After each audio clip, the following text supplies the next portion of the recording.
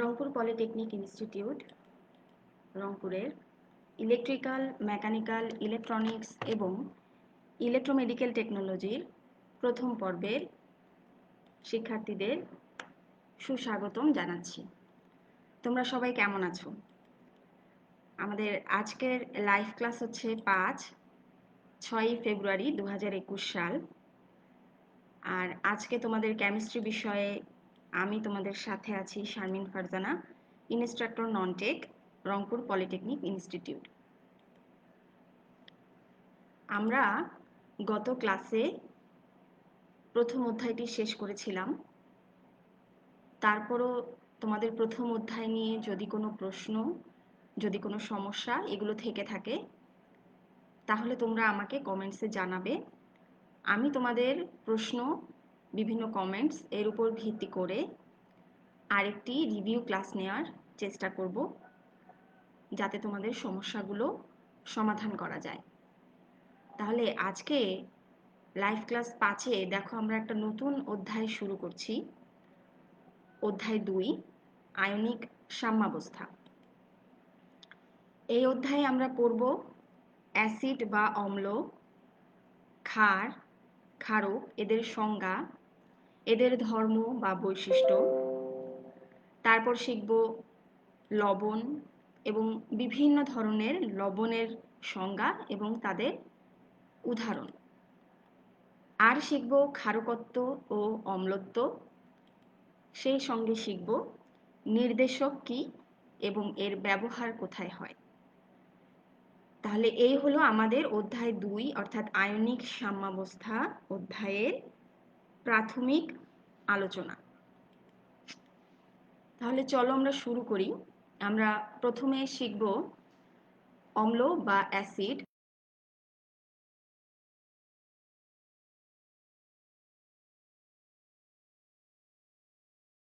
Hydrogen আছে, ওই প্রতিস্থাপনীয় হাইড্রোজেনকে প্রত্যক্ষ বা পরোক্ষভাবে কোনো ধাতু বা ধাতুর ন্যায় ক্রিয়াশীল মূলক দ্বারা আংশিক বা সম্পূর্ণভাবে প্রতিস্থাপিত করে লবণ উৎপন্ন করা হয়, তাকে অ্যাসিড বলে।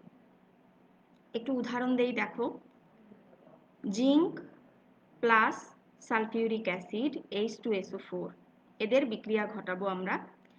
এখন সংজ্ঞায় আছে যে যৌগের অণুতে প্রতিস্থাপনীয় হাইড্রোজেন আছে। তাহলে আমার এই যে H2SO4 যৌগটা, এখানে H2 অর্থাৎ এইটি হচ্ছে প্রতিস্থাপনীয় হাইড্রোজেন। তাহলে এই প্রতিস্থাপনীয় হাইড্রোজেনকে প্রতিস্থাপন করছে কে? এই যে জিঙ্ক ধাতু অথবা ধাতুর ন্যায় ক্রিয়াশীল মূলক। তাহলে প্রতিস্থাপন আংশিক হতে পারে, প্রতিস্থাপন সম্পূর্ণও হতে পারে। তাহলে আংশিক বা সম্পূর্ণভাবে এই হাইড্রোজেন মূলক হাইড্রোজেনকে প্রতিস্থাপন করে আমরা লবণ আর আরেকটি উৎপাদ পেয়ে যাব। তাহলে প্রথমটি দেখো, zinc plus H2SO4 sulphuric acid, এটাকে বিক্রিয়া করালে জিঙ্ক হাইড্রোজেনকে প্রতিস্থাপন করে নিজে জিঙ্ক সালফেট তৈরি করে, জিঙ্ক সালফেট লবণ, আর এখানে হাইড্রোজেন গ্যাস তৈরি হয়। সোডিয়াম হাইড্রোক্সাইড হাইড্রোক্লোরিক অ্যাসিডের সাথে বিক্রিয়া করে সোডিয়াম ক্লোরাইড লবণ তৈরি করে এবং পানি উৎপন্ন করে। এখন দেখো, এই অম্ল বা অ্যাসিডের একটি আধুনিক সংজ্ঞা আছে, যেই আধুনিক সংজ্ঞাটিকে আরহেনিয়াস মতবাদও বলা হয়। পরীক্ষায় আসতে পারে এরকম যে আরহেনিয়াস মতবাদ কাকে বলে, আরহেনিয়াস মতবাদের সংজ্ঞা দাও। তাহলে দেখো আমরা কি লিখব, হাইড্রোজেনযুক্ত যে সকল যৌগকে পানিতে দ্রবীভূত করলে বিয়োজিত হয়ে প্রোটন দান করে, প্রোটন কি? H+ অর্থাৎ হাইড্রোজেন আয়ন, তাকে আমরা অম্ল বা অ্যাসিড বলি। হাইড্রোজেনযুক্ত যে সকল যৌগকে পানিতে দ্রবীভূত করলে বিয়োজিত হয়ে প্রোটন দান করে অর্থাৎ H+ হাইড্রোজেন আয়ন দান করবে, তাকে অম্ল বা অ্যাসিড বলা হবে। উদাহরণ, হাইড্রোক্লোরিক অ্যাসিড, একে যদি আমি পানিতে দ্রবীভূত করি তাহলে এটা দুই ভাগে ভাগ হয়ে যাবে। দেখো, H+ আয়ন তৈরি হবে আর ক্লোরাইড আয়ন তৈরি হবে। তাহলে এই গেল আমার অম্ল বা অ্যাসিডের সংজ্ঞা। এরপরে আসো অ্যাসিডের ধর্ম বা বৈশিষ্ট্য কি কি আছে দেখে নেই। অ্যাসিড পানিতে দ্রবণীয় হলে নীল লিটমাসকে লাল করে। তোমরা সকলে জানো যে লিটমাস হচ্ছে এক ধরনের কাগজ যেটা আমরা আমাদের কেমিস্ট্রি ল্যাবে ব্যবহার করি। এই নীল লিটমাস কাগজটিকে যখন তুমি অ্যাসিড মিশ্রিত কোনো দ্রবণে ডুবাবে তখন কি হবে, এই নীল লিটমাস কাগজটি লাল রং ধারণ করবে। তাহলে আমরা বলবো যে অ্যাসিড পানিতে দ্রবণীয় হলে সে নীল লিটমাসকে লাল লিটমাসে রূপান্তরিত করে। 2 নাম্বার, এটি টক স্বাদযুক্ত। 3 নাম্বার, জলীয় দ্রবণে অ্যাসিড কি করবে, হাইড্রোজেন আয়ন দেবে। তাহলে হাইড্রোক্লোরিক অ্যাসিডের জলীয় দ্রবণ যদি আমি বিবেচনা করি তাহলে সেখানে আমরা এই যে হাইড্রোজেন H+ আয়নটা পাবো। ইহা ক্ষারকের সাথে বিক্রিয়া করে লবণ ও পানি উৎপন্ন করে। তার মানে অ্যাসিড, এই যে হাইড্রোক্লোরিক অ্যাসিড, এই সোডিয়াম হাইড্রোক্সাইড হচ্ছে একটি ক্ষার। এই হাইড্রোক্লোরিক অ্যাসিড সোডিয়াম হাইড্রোক্সাইড ক্ষারকের সাথে বিক্রিয়া করে সোডিয়াম ক্লোরাইড লবণ এবং H2O পানি তৈরি করে। 5 নাম্বার, ইহা ধাতুর সাথে বিক্রিয়া করে লবণ ও হাইড্রোজেন উৎপন্ন করে। তাইলে আমার H2SO4 অর্থাৎ সালফিউরিক অ্যাসিড ধাতুর সঙ্গে বিক্রিয়া করে আমার জিঙ্ক সালফেট লবণ এবং হাইড্রোজেন গ্যাস উৎপন্ন করে। তাহলে আমার কিন্তু এখানে একটু খেয়াল করে দেখবা যে ক্ষারকের সঙ্গে যখন বিক্রিয়া করে তখন লবণ এবং পানি উৎপন্ন করে, আবার ধাতুর সাথে যখন বিক্রিয়া করে তখন কিন্তু সে লবণ সাথে হাইড্রোজেন উৎপন্ন করে। তাহলে এই আমাদের অ্যাসিডের ধর্ম। এরপরে আসো ক্ষার এবং ক্ষারকের সংজ্ঞা কি। প্রথমেই শিখব ক্ষারক। ধাতুর অক্সাইড ও হাইড্রো অক্সাইড যা অ্যাসিডের সাথে বিক্রিয়া করে লবণ ও পানি উৎপন্ন করে তাকে ক্ষারক বলে। তাহলে কি হলো, ধাতুর অক্সাইড থাকবে ও হাইড্রো অক্সাইড থাকবে, এরা অ্যাসিডের সাথে বিক্রিয়া করে যদি লবণ ও পানি উৎপন্ন করে তাহলে আমরা তাদেরকে ক্ষারক বলবো। উদাহরণ দেখো, এখানে আছে সোডিয়াম অক্সাইড অর্থাৎ এটা একটি ধাতুর অক্সাইড, এই হাইড্রোক্লোরিক অ্যাসিডের সাথে বিক্রিয়া করে সোডিয়াম ক্লোরাইড লবণ ও পানি উৎপন্ন করলো। তাহলে আমরা বলতে পারি যে সোডিয়াম অক্সাইড এটা কিন্তু একটি ক্ষারক। আবার সোডিয়াম হাইড্রোক্সাইড এও হাইড্রোক্লোরিক অ্যাসিডের সাথে বিক্রিয়া করে সোডিয়াম ক্লোরাইড লবণ এবং পানি তৈরি করলো। তাহলে আমার এই যে সোডিয়াম হাইড্রোক্সাইড এও কিন্তু ক্ষারক। এবার আসো ক্ষার। ক্ষারের আধুনিক সংজ্ঞা অর্থাৎ আরহেনিয়াস মতবাদ। হাইড্রোক্সিল মূলকযুক্ত কোনো যৌগকে পানিতে বা অন্য কোনো পোলার দ্রাবকে দ্রবীভূত করলে হাইড্রো অক্সাইড আয়ন দান করে তাকে ক্ষার বলে। তাহলে হাইড্রোক্সিল মূলক যুক্ত হতে হবে, সেই যৌগটাকে পানিতে বা অন্য কোনো পোলার দ্রাবকে দ্রবীভূত করতে হবে। যদি দ্রবীভূত করলে হাইড্রোক্সাইড আয়ন পাওয়া যায় তাহলেই তাকে আমরা ক্ষার বলবো। যেমন সোডিয়াম হাইড্রোক্সাইড, এটাকে আমরা যদি পানিতে বা কোনো পোলার দ্রাবকে দ্রবীভূত করি তাহলে সোডিয়াম প্লাস অর্থাৎ সোডিয়াম আয়ন আর একটা এই যে হাইড্রোক্সাইড বা হাইড্রোক্সিল মূলক, এটি হাইড্রোক্সাইড আয়ন পাওয়া যাবে। আবার পানিতে দ্রবণীয় ক্ষারককে ক্ষার বলা হয়।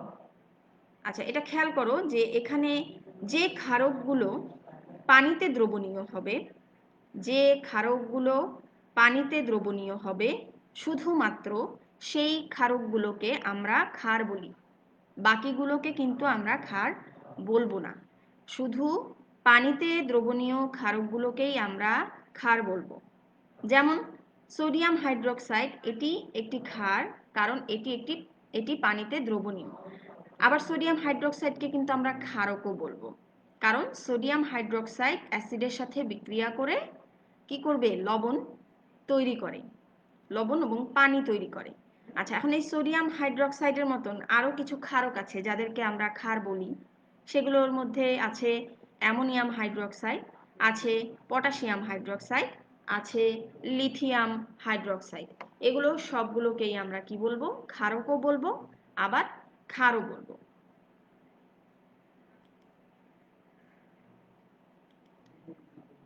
আচ্ছা, এবার আমরা ক্ষারের বা ক্ষারকের ধর্ম বা বৈশিষ্ট্যগুলো দেখব। প্রথম বৈশিষ্ট্য দেখো, ক্ষার পানিতে দ্রবণীয়। এর জলীয় দ্রবণকে স্পর্শ করলে সাবানের পানির ন্যায় পিচ্ছিল মনে হয়। এর জলীয় দ্রবণকে তুমি যখন স্পর্শ করবে তখন কেমন হবে? সাবানের পানির যেমন পিচ্ছিল থাকে, তোমার সেরকম পিচ্ছিল মনে হবে। আচ্ছা, এর জলীয় দ্রবণ লাল লিটমাসকে নীল করে। অর্থাৎ ক্ষার কিন্তু অ্যাসিডের উল্টো কাজ করে। অর্থাৎ অ্যাসিড কি করতো? নীল লিটমাসকে লাল করত, আর ক্ষার করে কি? লাল লিটমাসকে নীল করে। আচ্ছা, এর জলীয় দ্রবণ বিদ্যুৎ পরিবাহী। অর্থাৎ ক্ষারের জলীয় দ্রবণের ভেতর দিয়ে কিন্তু আমাদের বিদ্যুৎ আসা যাওয়া করে। এটি জলীয় দ্রবণে বিয়োজিত হয়ে হাইড্রোক্সাইড আয়ন দেয়। এই যে জলীয় দ্রবণে বিয়োজিত হলো, হয়ে সে কি করলো? সোডিয়াম প্লাস এবং হাইড্রোক্সাইড আয়ন দিল। ইহা অ্যাসিডের সাথে বিক্রিয়া করে লবণ ও পানি উৎপন্ন করে। তাহলে সোডিয়াম হাইড্রোক্সাইড যখন হাইড্রোক্লোরিক অ্যাসিডের সাথে বিক্রিয়া করবে তখন কি করবে?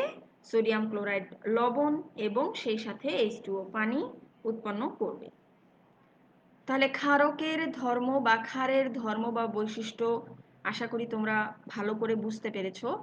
এগুলো পরীক্ষার সময় এরকম সুন্দর করে পয়েন্টস করে এই যে বিক্রিয়াগুলো আমি দিয়েছি এখানে, এই বিক্রিয়াগুলো লিখে সুন্দর করে অ্যান্সার করবে। আচ্ছা, এবারে দেখো, এই প্রশ্নটা আমাদের পরীক্ষায় প্রায়ই আসে যে সকল ক্ষারক ক্ষার নয়, কিন্তু সকল ক্ষারই ক্ষারক। এটা ব্যাখ্যা করতে হবে। তাহলে এটা ব্যাখ্যা করার জন্য দেখো, প্রথমে আমরা ক্ষারক কি সেটা বলবো, তারপরে ক্ষার কি সেটা বলবো, এরপরে দেখব যে তাদের ভেতরের পার্থক্যটা কি। তাহলে দেখি এখন যে ধাতুর অক্সাইড ও হাইড্রো অক্সাইড যা অ্যাসিডের সাথে বিক্রিয়া করে লবণ ও পানি উৎপন্ন করে তাকে আমরা ক্ষারক বলছি। তাহলে এই আমার ধাতুর অক্সাইড অর্থাৎ সোডিয়াম অক্সাইড এ অ্যাসিড হাইড্রোক্লোরিক অ্যাসিডের সাথে বিক্রিয়া করে সোডিয়াম ক্লোরাইড লবণ ও পানি তৈরি করলো।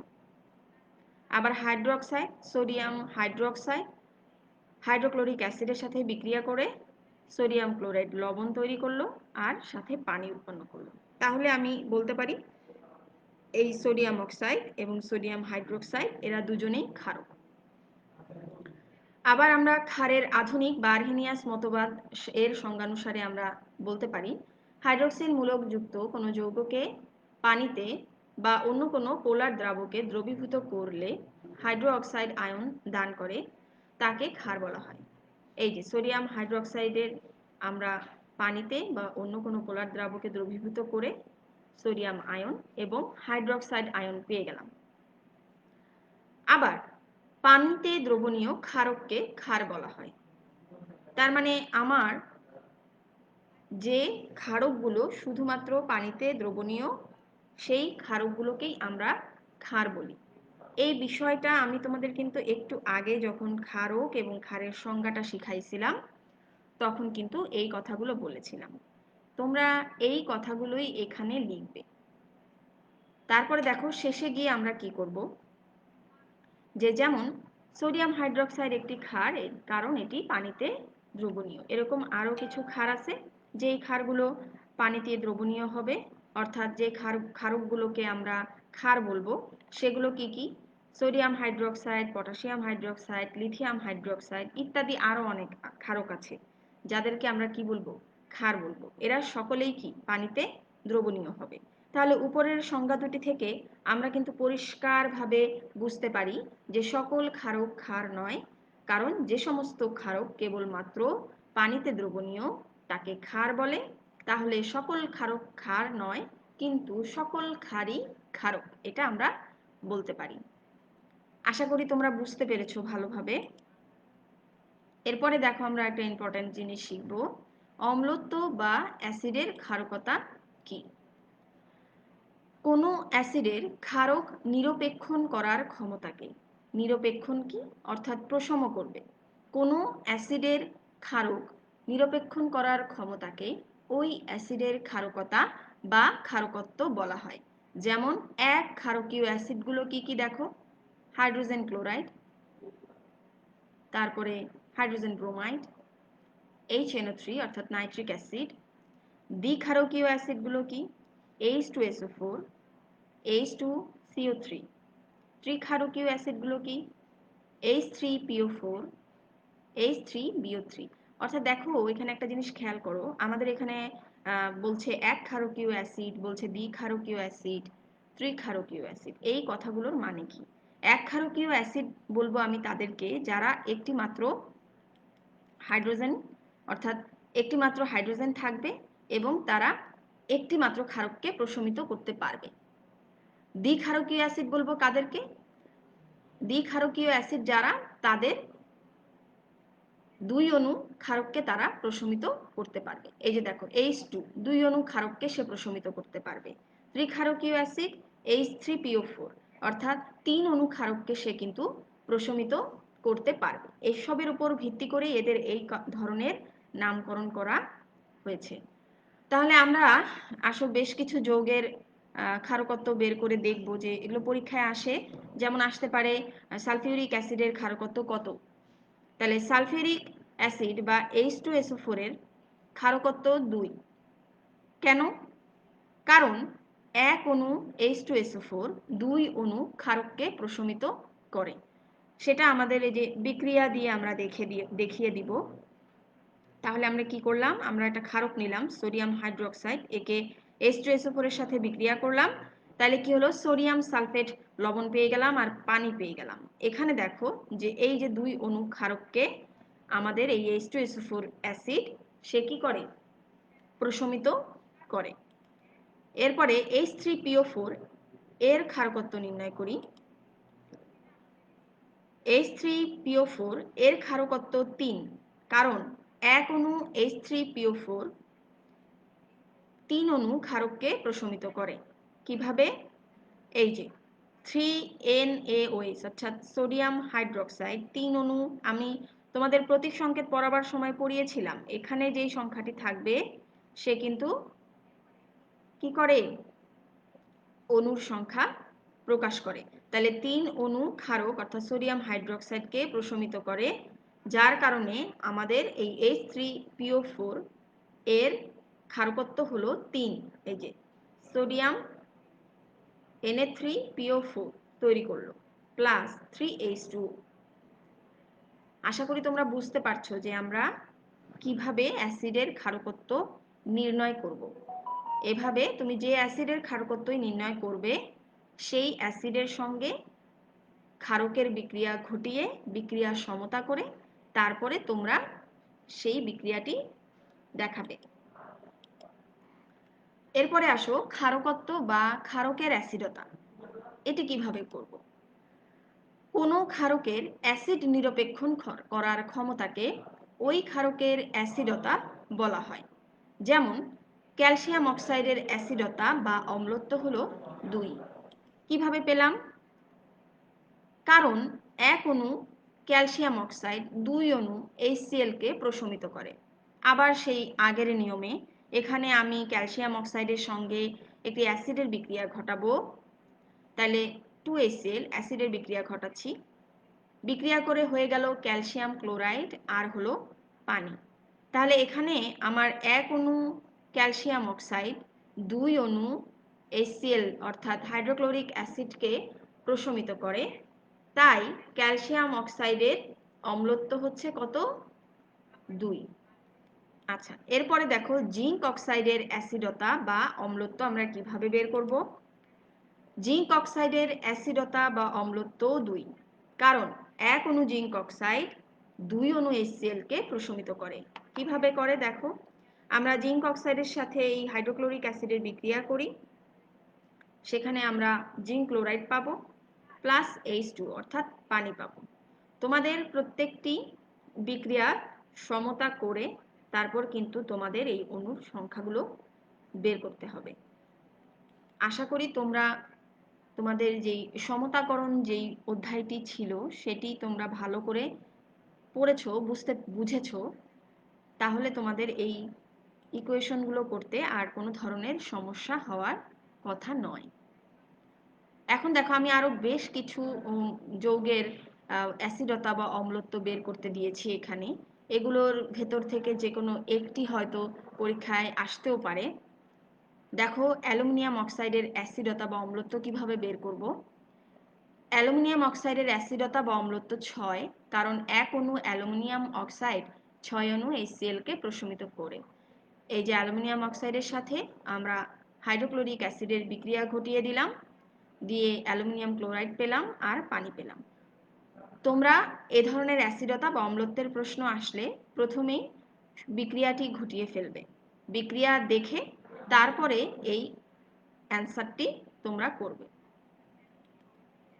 ফেরিক অক্সাইডের অ্যাসিডতা বা অম্লত্ব কিভাবে বের করব। ফেরিক অক্সাইডের অ্যাসিডতা বা অম্লত্ব 6, কারণ এক অণু ফেরিক অক্সাইড 6 অণু হাইড্রোক্লোরিক অ্যাসিডকে প্রশমিত করে। তাহলে ফেরিক অক্সাইড প্লাস হচ্ছে 6HCl equal to 2 ferric chloride plus হচ্ছে 3H2O পানি। অনুরূপভাবে অ্যালুমিনিয়াম হাইড্রোক্সাইডের অ্যাসিডতা বা অম্লত্ব বের করব। এর অ্যাসিডতা বা অম্লত্ব হলো 3, কারণ এক অণু অ্যালুমিনিয়াম হাইড্রোক্সাইড 3 অণু HCl কে প্রশমিত করে। তাহলে অ্যালুমিনিয়াম হাইড্রোক্সাইডের সঙ্গে আমি HCl এর বিক্রিয়া ঘটাই, অ্যালুমিনিয়াম ক্লোরাইড তৈরি হবে এবং সাথে 3 অণু পানি তৈরি হবে। তাহলে আমাদের অ্যাসিডতা বা অম্লত্ব কিভাবে বের করতে হয় আমরা ইনশাল্লাহ শিখে গেলাম।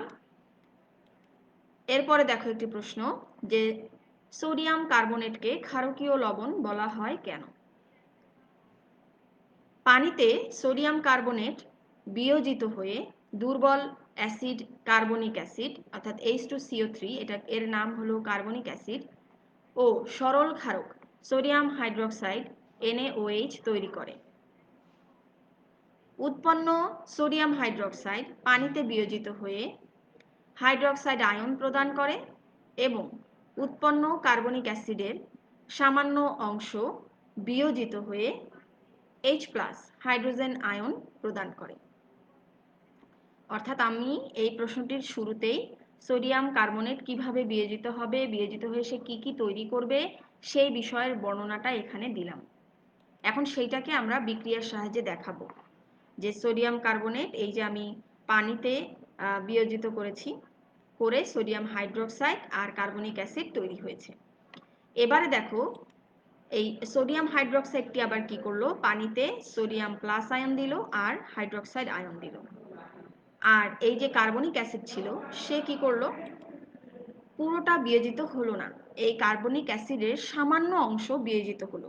সোডিয়াম হাইড্রোক্সাইড কিন্তু পুরোপুরিভাবেই বিয়োজিত হয়ে গেল, কিন্তু কার্বনিক অ্যাসিড কি হলো, সামান্য অংশ বিয়োজিত হলো, H+ আয়ন দিল আর কার্বনেট আয়ন দিল। তাহলে বলো তো, যদি এটি সম্পূর্ণরূপে বিয়োজিত হয় তাহলে হাইড্রোক্সাইড আয়ন যে তার সংখ্যা কিন্তু অনেক বেশি হবে। অপরদিকে যেহেতু কার্বনিক অ্যাসিড আংশিক অর্থাৎ সামান্য রূপে বিয়োজিত হয়, তাহলে কিন্তু দ্রবণে H+ আয়নের সংখ্যা অনেক কম থাকবে।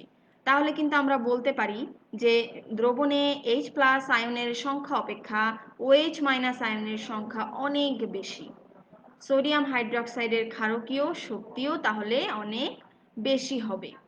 অতএব সোডিয়াম কার্বনেট একটি ক্ষারকীয় লবণ। আশা করছি বুঝতে পেরেছো। তারপরও আমি পড়াচ্ছি, তোমাদের পড়ানোর মাঝে যদি কোনো প্রশ্ন মনে আসে তোমরা অবশ্যই আমাকে কমেন্টসে জানাবে, আমি উত্তর দেবার চেষ্টা করব।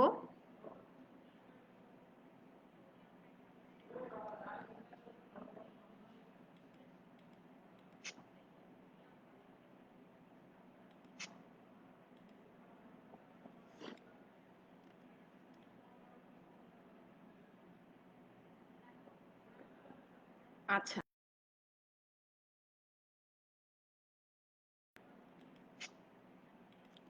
লবণের ধর্ম বা বৈশিষ্ট্য। পানিতে পূর্ণ লবণের বিয়োজন। পানিতে পূর্ণ লবণের বিয়োজন। পানিতে দ্রবীভূত অবস্থায় লবণ বিয়োজিত হয়ে ধনাত্মক ও ঋণাত্মক আয়ন উৎপন্ন করে। যেমন সোডিয়াম ক্লোরাইড পানিতে দ্রবীভূত হবে, হয়ে সে সোডিয়াম প্লাস এবং ক্লোরাইড মাইনাস আয়ন দিবে। অর্থাৎ পানিতে দ্রবীভূত অবস্থায় লবণ কি করে? বিয়োজিত হয়ে ধনাত্মক এবং ঋণাত্মক আয়ন উৎপন্ন করে। আমরা লবণের প্রথম ধর্ম বা বৈশিষ্ট্যটি শিখে ফেললাম। এবার 2 নম্বরে দেখো পূর্ণ লবণের দুটি মূলক। প্রতিটি পূর্ণ লবণের দুটি অংশ থাকে, একটি ক্ষারকীয় মূলক এবং অপরটি অম্লীয় মূলক। অর্থাৎ পূর্ণ লবণ, এই পূর্ণ লবণের দুটি অংশ থাকবে, একটা ক্ষারকীয় মূলক থাকবে, অপরটি থাকবে অম্লীয় মূলক। তাহলে সোডিয়াম ক্লোরাইড একটি লবণ, এর এই অংশটা হচ্ছে কি বলতো? এই অংশটা হচ্ছে আমার ক্ষারকীয় মূলক, অপরটি হচ্ছে আমার অম্লীয় মূলক। তাহলে 3 নম্বরে লবণের বর্ণ। লবণের বর্ণ ও স্বাদ নির্ভর করে তার অম্লীয় মূলক ও ক্ষারকীয় মূলকের উপর। সাধারণত পরিবর্তনশীল যোজ্যতার ক্ষারকীয় মূলকের বৈশিষ্ট্যপূর্ণ বর্ণ হয়। যেমন কপার সালফেটের বর্ণ নীল এবং পটাশিয়াম ডাইক্রোমেটের বর্ণ হচ্ছে কমলা। তাহলে আমার যে কপার সালফেট লবণটি আছে এর বর্ণ কি? নীল। আর পটাশিয়াম ডাইক্রোমেটের বর্ণ হবে কমলা। কারণ কি? লবণের বর্ণ এবং স্বাদ এরা দুইজনই নির্ভর করে অম্লীয় মূলক আর ক্ষারকীয় মূলকের উপর। তাহলে অম্লীয় মূলক এবং ক্ষারকীয় মূলকের উপর নির্ভর করে কিন্তু এক একটা লবণের বর্ণ আমার এক এক রকম হয়ে থাকে। আচ্ছা, এরপরে দেখো আরেকটি প্রশ্ন পড়ব, অ্যামোনিয়াকে ক্ষার বলা হয় কেন? এটি আমাদের একটা ইম্পর্ট্যান্ট প্রশ্ন। সাধারণত ধাতু বা ধাতুর ন্যায় ক্রিয়াশীল মূলকের অক্সাইড ও হাইড্রোক্সাইডকে ক্ষারক বলা হয়। আমরা এই সংজ্ঞাটা কিন্তু ক্ষারকের সংজ্ঞায় শিখেছি। এখন তাহলে কি হলো যে ধাতু বা ধাতুর ন্যায় ক্রিয়াশীল মূলকের অক্সাইড ও হাইড্রোক্সাইডকে আমরা ক্ষারক বলি। সুতরাং অ্যামোনিয়া এই সংজ্ঞার আওতায় পড়ে না, কারণ অ্যামোনিয়াতে কিন্তু আমার কোনো অক্সাইড বা হাইড্রোক্সাইড নাই। অ্যামোনিয়ার সংকেতটা হচ্ছে কি? NH3। তাহলে NH3 এই সংকেতে কোনো ধরনের অক্সাইড বা হাইড্রোক্সাইড কিন্তু দেখা যাচ্ছে না। তাহলে সেক্ষেত্রে কিন্তু আমরা অ্যামোনিয়াকে ক্ষারক বলতে পারছি না। তবে ক্ষারক যখন পানিতে দ্রবীভূত হয় তখন এটি ক্ষার তৈরি করে। আমরা শিখেছি যে ক্ষারক পানিতে দ্রবীভূত হলেই তাকে কিন্তু ক্ষার বলা হয়। আবার এই ক্ষারটা কি করে? ক্ষারের বৈশিষ্ট্য থেকে আমরা জানি যে এই ক্ষার লাল লিটমাসকে নীল করে। তাহলে এগুলো হচ্ছে ক্ষারের বৈশিষ্ট্য। এখন আমরা যেহেতু অ্যামোনিয়ার কথা বলছি, তাহলে অ্যামোনিয়া পানিতে দ্রবীভূত হয়ে সে কি করবে? অ্যামোনিয়াম হাইড্রোক্সাইড ক্ষার উৎপন্ন করে, যা লাল লিটমাসকে নীল করে। সুতরাং অ্যামোনিয়া একটি ক্ষারক। যেহেতু ক্ষার বা ক্ষারকের বৈশিষ্ট্য আছে যে লাল লিটমাসকে ক্ষার বা ক্ষারক নীল করে, সুতরাং কিন্তু সেই হিসাবে অ্যামোনিয়াম হাইড্রোক্সাইড যে আছে তাকে আমরা সে ক্ষারক বলতে পারি। যেহেতু অ্যামোনিয়াম হাইড্রোক্সাইডটা কোথা থেকে তৈরি হয়? যখন আমরা অ্যামোনিয়াকে পানিতে দ্রবীভূত করি। আবার ক্ষারকের বৈশিষ্ট্য হলো অ্যাসিডকে প্রশমিত করে লবণ ও পানি তৈরি করা। এটা হচ্ছে একটা ক্ষারকের বৈশিষ্ট্য। এখন অ্যামোনিয়া অ্যাসিডের সাথে বিক্রিয়া করে শুধুই লবণ উৎপন্ন করে, সে কিন্তু আর কিছু তৈরি করে না। তাহলে এই বৈশিষ্ট্যটিও কিন্তু ক্ষারকের আওতায় পড়ে না। তাহলে যেহেতু এই অ্যামোনিয়ার সকল বৈশিষ্ট্য প্রায় ক্ষারের সাথেই যায়, এই জন্যেই অ্যামোনিয়াকে আমরা ক্ষার বলি। আশা করছি তোমরা বুঝতে পারছো যে অ্যামোনিয়াকে আমরা ক্ষার বলি কেন? যে অ্যামোনিয়ার সকল বৈশিষ্ট্যই আমাদের ক্ষারের সাথে মিলে যায়। তাহলে সেই জন্যেই আমরা অ্যামোনিয়াকে ক্ষারক না বলে কিন্তু ক্ষার বলি। আর সকল ক্ষারই তো ক্ষারক, এটা আমি তোমাদেরকে আগে কিন্তু শিখিয়েছি। আচ্ছা, এরপরে দেখো আমরা লবণের দুইটি প্রকারভেদ শিখবো। একটা হচ্ছে দ্বিলবণ, আরেকটি হচ্ছে জটিল লবণ। দেখো দ্বিলবণ বা যুগ্ম লবণ কাকে বলে?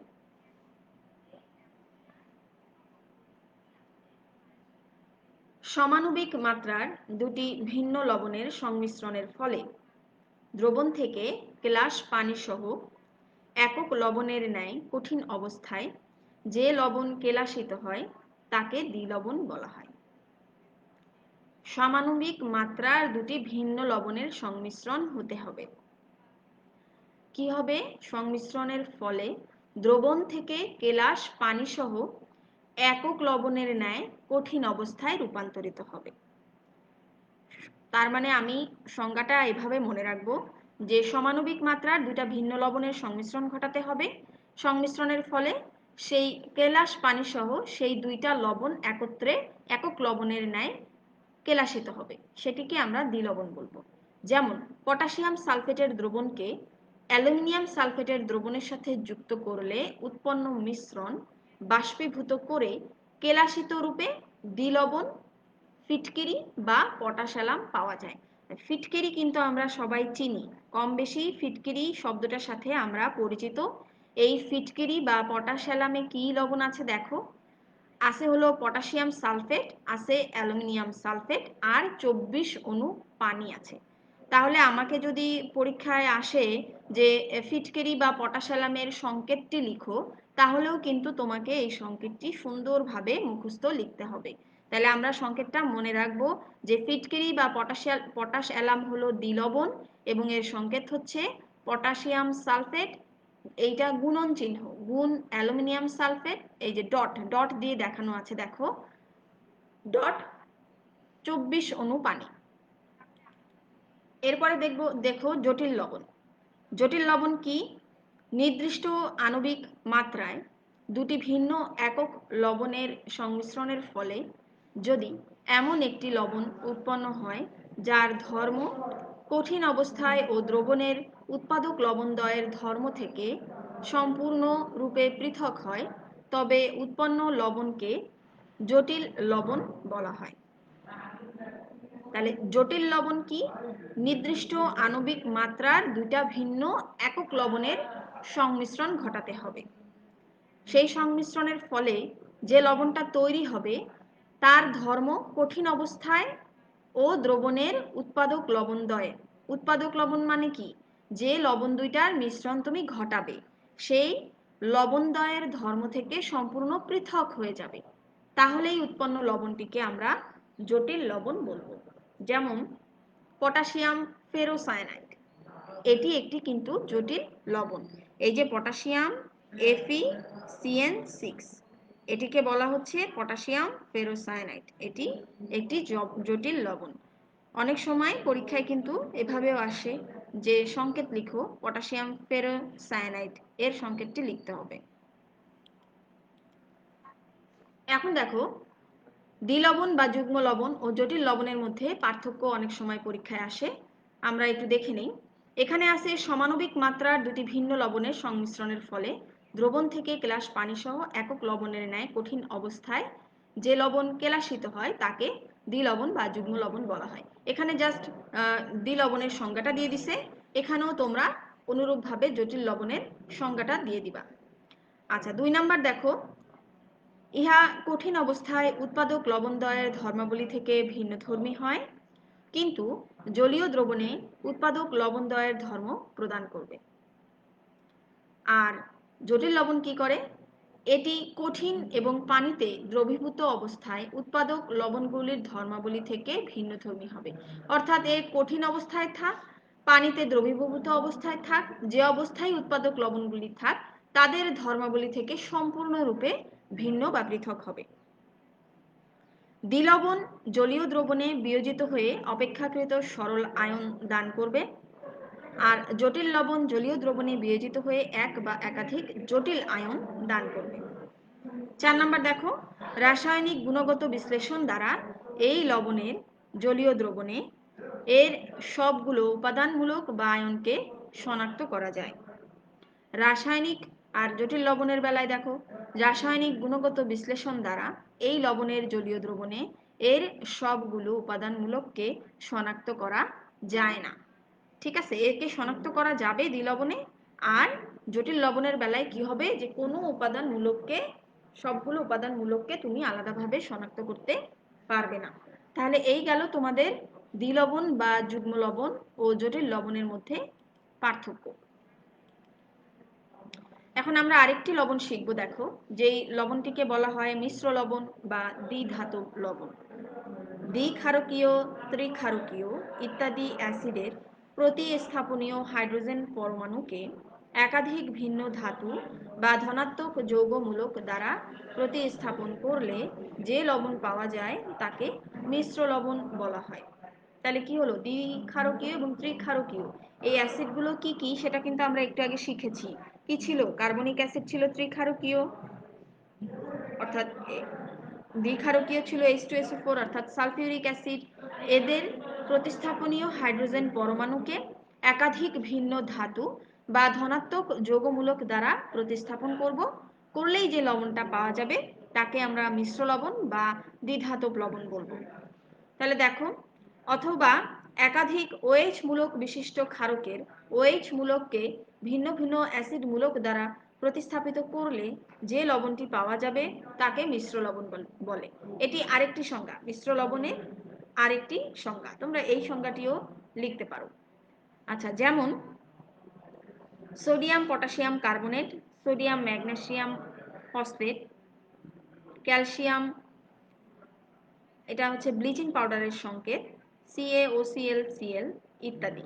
অর্থাৎ এই লবণগুলোকে বলা হচ্ছে মিশ্র লবণ বা দ্বিধাতব লবণ।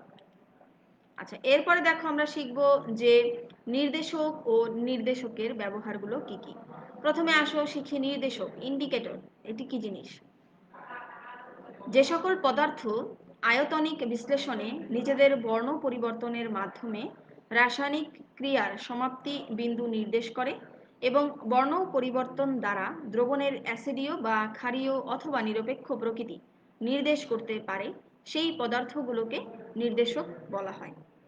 অর্থাৎ তুমি একটা রাসায়নিক বিক্রিয়া ঘটাচ্ছ, সেই রাসায়নিক বিক্রিয়া শেষ হলো কিনা, না বিক্রিয়া এখনো চলছে, এটি নির্দেশ করার জন্য যে জিনিসটি ব্যবহার করা হয় তাকেই নির্দেশক বলা হয়। এই অনেকগুলো নির্দেশক আছে।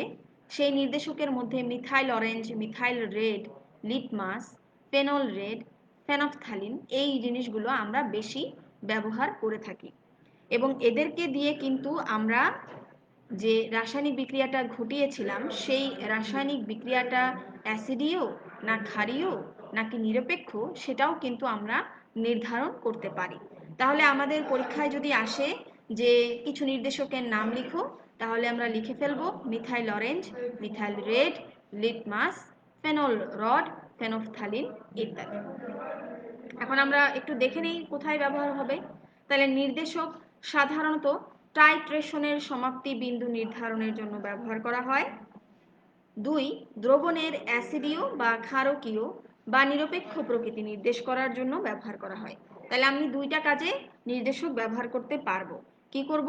যে টাইট্রেশনের সমাপ্তি বিন্দু নির্ধারণ করব। আমরা যখন টাইট্রেশন করব তখন সেটা শেষ হলো কিনা সেটা নির্ধারণ করার জন্য আমি নির্দেশক ব্যবহার করব।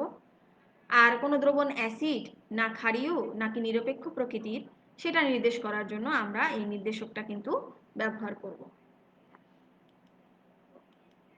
এখন দেখো, আমি আজকে তোমাদের যে বিষয়গুলো পড়ালাম এতক্ষণ, সেই বিষয়গুলোর উপর ভিত্তি করে আমি তোমাদের কিছু বাড়ি কাজ দিতে চাচ্ছি।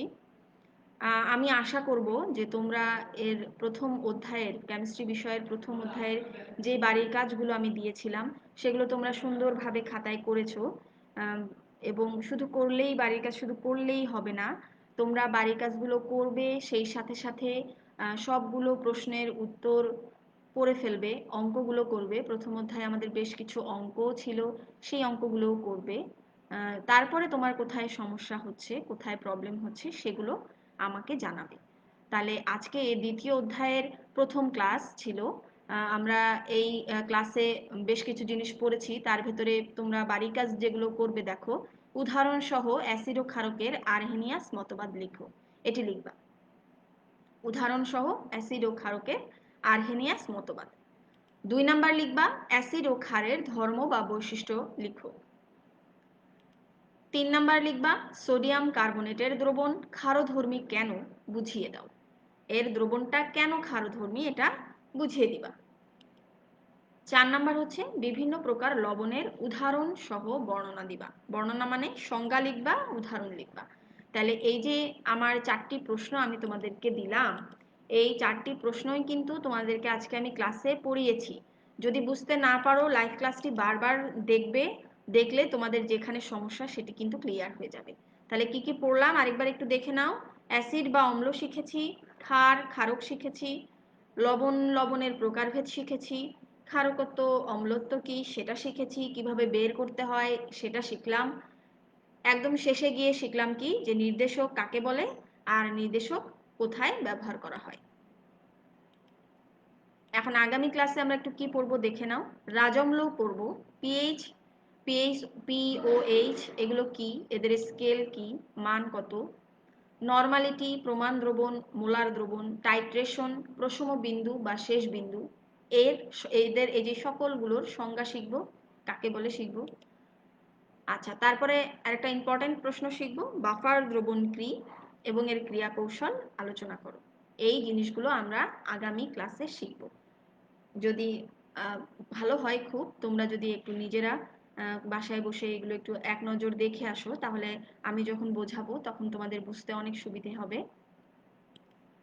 আচ্ছা, তাহলে আজকে এই পর্যন্তই থাক। তোমরা সকলে ভালো থাকো, সুস্থ থাকো, নিরাপদে থাকো, এই কামনায় শেষ করছি। সকলকে ধন্যবাদ।